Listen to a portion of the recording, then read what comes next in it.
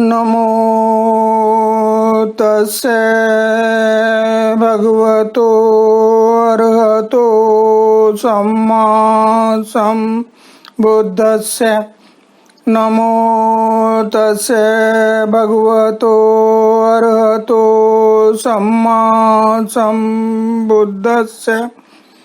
नमो तस्से भगवतो अरहतो सम्मा सम्बुद्धस्से। आज आषाढ़ पूर्णिमा धम्म चक्र परिवर्तन न्याय दिवस के रूप में बौद्ध जगत में मनाया जाता है। आज का दिन बहुत ही महत्वपूर्ण है। आज ही के दिन भगवान तथागत बुद्ध ने अपने सर्वप्रथम उपदेश पंचवज्ञ भिक्षुओं को मृगदाय ऋषिपतन सारनाथ में दिया था। उसी समय से आज तक इस दिन का धम्म चक्र परिवर्तन न्याय दिवस के रूप में मनाया जाता है। भगवान तथागत बुद्ध को बौद्ध गया में बोधि वृक्ष के मूल में बोधि प्राप्त हुई थी। वहाँ भगवान तथागत बुद्ध 7 सप्ताह तक एक स्थान से दूसरे स्थान पर कभी खड़े होकर, कभी चलकर, कभी दृढ़ संकल्प के साथ बैठकर अपनी विपश्यना साधना को पुष्ट करते हुए, निरंतर बनाते हुए मार्ग को मात दी थी। 7 सप्ताह के पश्चात उनके चित्त में चिंतन मनन प्रारंभ हुआ कि सर्वप्रथम यह बोधि किसको दी जाए। उन्होंने अपने चिंतन मनन से पाया कि यदि किसी व्यक्ति को यह समझ नहीं आया तो भी का व्यर्थ है, और यदि समझने के पश्चात अब उसका उपयोग नहीं किया तो भी व्यर्थ है। तभी वहाँ सप्तपति ब्रह्मा प्रकट हुए और भगवान से श्रद्धा पूर्वक अभिवादन कर एक और खड़े हो गए। विनती की कि आज को इस अमूल्य ज्ञान को, इस अमूल्य बोधि को अपने तक सीमित न रखें, इसे जीवन जगत के उद्धार के लिए उपयोग में लाएं। इसके पश्चात भगवान को चिंतन मनन से यह जानने का प्रयास किया कि मैं इसे सबसे पहले किस व्यक्ति को दूं कि जिससे वह अपना भी उद्धार करे और आगे आने वाले जनता का भी, जीवन का भी उद्धार करे। उन्होंने सर्वप्रथम अपने प्रथम आचार्य अलार कालन को उपदेश देने का सोचा, परंतु उन्हें पता लगा कि उनका तो एक माह पूर्ण ही देहांत हो गया है। उसके पश्चात उन्होंने चिंतन से किया कि क्यों न यह ज्ञान अपने दूसरे आचार्य रामपुत्र उदक को दिया जाए। अफसोस कि वह भी कल रात ही इस दुनिया से विदा हो गए। फिर तथागत बुद्ध को अपने पुराने 5 साथियों की याद आई जो कि अभी भी ऋषिपतन मृगदाय सारनाथ में अपने साधना प्रक्रिया में व्यस्त है। इतना जानकर भगवान तथागत बुद्ध ऋषिपतन की ओर चल दिए। वहां आकर भगवान ने उन 5 साथियों को प्राप्त कर बोधि का ज्ञान दिया। उसका ज्ञान प्राप्त करने पर वो 5 साथी प्रफुल्लित हुए और उन्हें यह बहुत ही आश्चर्यजनक लगा कि भगवान तथागत बुद्ध ने इतना उत्कृष्ट, इतना महान धर्म को प्राप्त कर लिया है, और वे 5 अरहत बन गए। भगवान तथागत बुद्ध ने उन 5 भिक्षुओं को 4 आर्य सत्य की बोधि प्रदान की। 4 आर्य सत्य दुख है, अर्थात दुख, जन्म भी दुख है, व्याधि भी दुख है, बुढ़ापा भी दुख है, मरण भी दुख है, प्रिय से विलाप भी दुख है, अप्रिय से मिलन भी दुख है, इच्छित वस्तु का न प्राप्त होना भी दुख है। इस प्रकार उन्हें दुख का ज्ञान के साथ दुख के कारणों से भी अवगत कराया। दुख के कारण अर्थात दुख समुदाय जो एक दुख दूसरे दुख का कारण बन जाता है। इस प्रकार दुखों का मुख्य कारण तन्ना है। तन्ना तो काम तन्ना, विभव तन्ना और भव तन्ना। तीसरा आर्य सत्य है दुख का निवारण। दुख की मुक्ति का कोई न कोई तो मार्ग होगा ही, और वह मार्ग भगवान बुद्ध ने खोज निकाला था। वह चौथा आर्य सत्य है अष्टांगिक मार्ग। इस मार्ग को विपश्यना साधना करके संपूर्ण रूप से दुखों से मुक्त हुआ जा सकता है।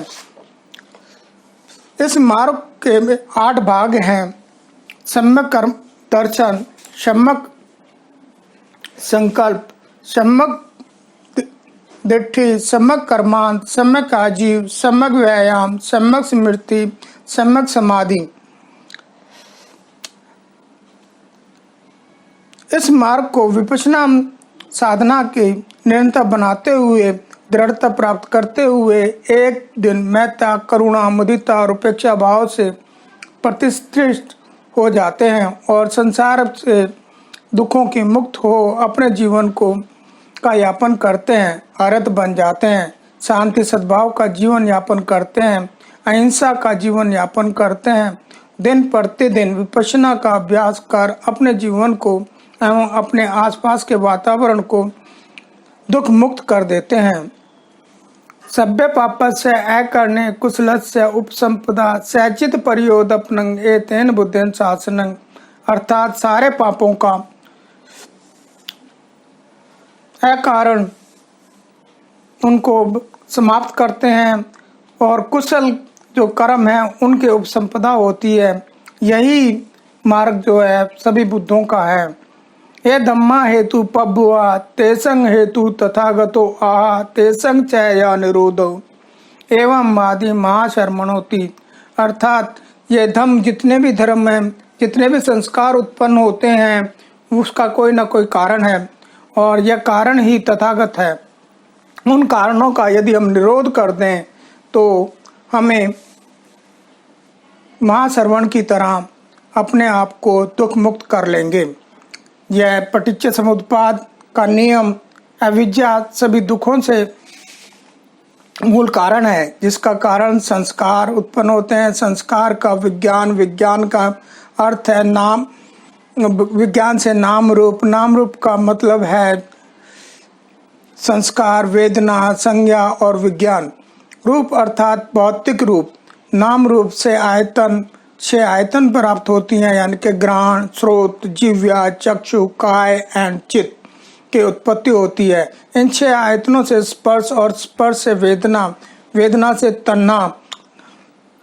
वेदना भी 3 प्रकार की होती है: सुख वेदना, दुख वेदना, असुख दुख वेदना, और इसमें भी निरामिष और सामिष होती हैं। तन्ना ही जो है मूल कारण है, तन्ना ही इस दुख का जो मूल कारण है और अविद्या उसको उत्पन्न करती है। अर्थात भाव तन्ना, विभव तन्ना, काम तन्ना की उत्पत्ति होती है। तन्ना से उपादान अर्थात आसक्ति की, जिससे भाव से जन्म, जन्म से व्याधि, व्याधि से मरण, शोक, लेमेंटेशन, दुख, उदासी, डिप्रेशन, विलाप, निराशा इत्यादि की उत्पत्ति होती है। यदि हम अविद्या का विनाश करते हैं तो सभी प्रकार की श्रृंखलाएं एक के बाद एक नष्ट होती चली जाएगी और दुखों से संपूर्ण रूप से मुक्ति मिल जाएगी। इस प्रकार पटिच्च समुत्पाद के अभ्यास करने से हमें विपश्यना की विधि से दुखों से मुक्ति प्राप्त होगी। यही एक मार्ग है जिससे मेहता, करुणा, मुदिता, उपेक्षा इत्यादि हमें प्राप्त होगी और इसके प्राप्त होने से संसार के दुखों का, संसार में अहिंसा का, संसार में सद्भाव का जीवन यापन होगा। फिर एक बार आप सभी को धम्म चक्र परिवर्तन दिवस की शुभकामनाएं। धन्यवाद।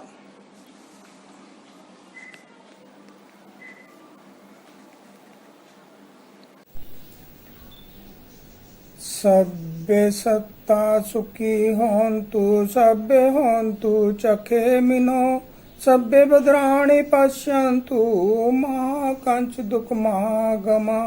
सभ्य सत्ता सुखी होन्तु, सभ्य होन्तु चखेमिनो, सभ्य भद्राणि पश्यन्तु मा कंच दुख महागमा। सभ्य सत्ता सुखी होन्तु, सभ्य होन्तु चखेमिनो, सभ्य भद्राणि पश्यन्तु मा कंच दुख महागमा।